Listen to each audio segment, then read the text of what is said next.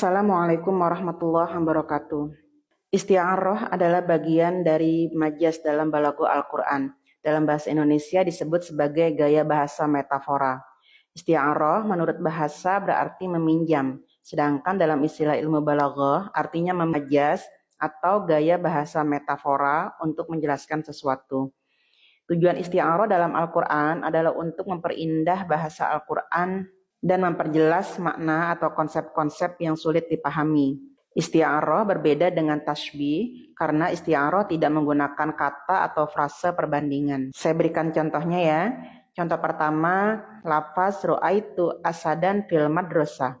Saya melihat seekor singa di sekolah. Ini adalah contoh isti'arah karena tidak menggunakan kata atau frase perbandingan seperti kata mislu atau ka. Contoh kedua, ra'aitu rajulan syaja'an kal asadi fil madrasah. Saya melihat laki-laki pemberani seperti singa di madrasah. Nah, ini adalah contoh tasbih karena menggunakan kata atau frase perbandingan yang disebut sebagai adatut tasbih, seperti lafaz ka atau mislu.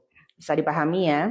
Para ulama berbeda pendapat terkait penggunaan isti'arah dalam Al-Quran menjadi kelompok yang membolehkan dan tidak membolehkan. Kelompok yang membolehkan berargumen bahwa penggunaan isti'arah dapat mengungkap mukjizat bahasa di dalam Al-Quran.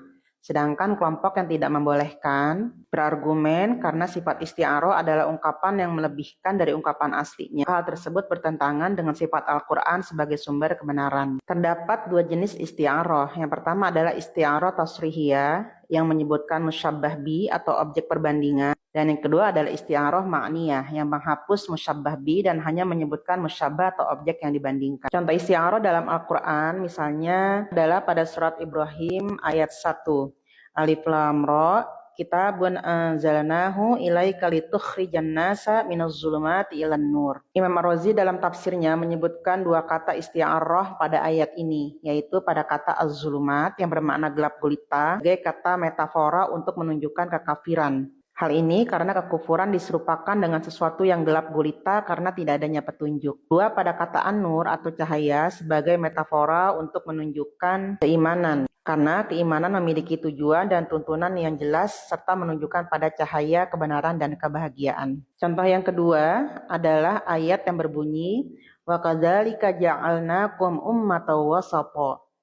Artinya, demikian pula kami telah menjadikanmu umat Islam sebagai umat yang pertengahan. Kata wasato atau pertengahan di sini bukan berarti posisi geografis, tetapi menggambarkan sifat umat Islam yang adil dan seimbang. Dalam tafsir Kementerian Agama disebutkan umat Islam adalah umat pertengahan, berarti umat pilihan, terbaik,